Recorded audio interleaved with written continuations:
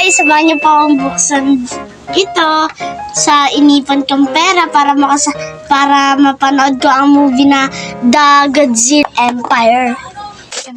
So, ito na yung inipon ko guys na pera. So, ayan guys, bilangin na natin ang pera na ipon ko. Like para sa akin kung ako mas maraming pera. Comment kung si mamang mas maraming pera. Mas marami pa ikaw pera. So, bibilangin na. Bilangin na po natin. Wala po akong calculator eh.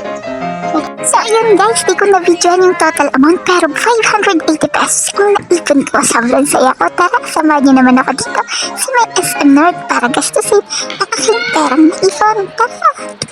So, 380 pesos ang bawat isa sa amin.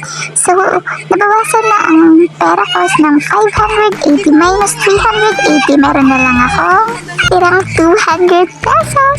Kaya bili tayo dito sa may snack bar ng popcorn na malaki. Pagpasok nga namin ay may libreng tubig ang SM Cinema. Napaka-perfect talaga. Pagpasok nga namin ay madilim pero napakaganda. First time yon. So, excited na kami pumasok. Samahan niyo kami guys, tara. So, napalingon nga ako guys kasi ang laki ng TV. Grabe, paano kaya mag-asya to sa pinto? So, yun na nga guys. May natira na lang akong 60 pesos sa aking perang naipon. So, ayan yung popcorn ko guys. Napakalaki. Sulit na at share kami dito ni mama at papa at ang aking kapatid. At ayan, bumili na rin ang mama ko ng donut para sa amin. So, inambag ko na rin yung 60 pesos ko. Kaya sakto yung pera ko.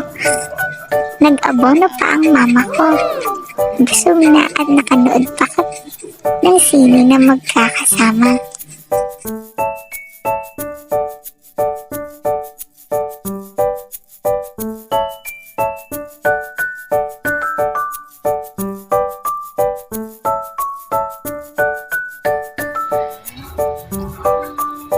Kaya guys, sa mga batang katulad ko, huwag kayong mag-alala at mag-ipon na rin ng pera para may panggastos din kayo. Kung may gusto kayong panoorin dito sa may mga cinema movie, kaya para makapasyal na rin kayo ng inyong pamilya. So, sobrang ina-advise ko sa inyo na mag-ipon kayo ha, para makanood din kayo. O kaya bilhin niyo yung gusto niyo, basta may ipon kayo. Kaya laging magtipid, masyadong magastos. Hi guys! Kakatapos lang po namin manood ng Godzilla X King Kong The New Empire. Naramdaman ko ay sobrang ganda. First time ko palang makita si King Kong at Godzilla na nag-upgrade. Gusto ko yung beast at nag-ups ni King Kong. Tapos gusto ko naman yung power Godzilla, yung super power ni Godzilla.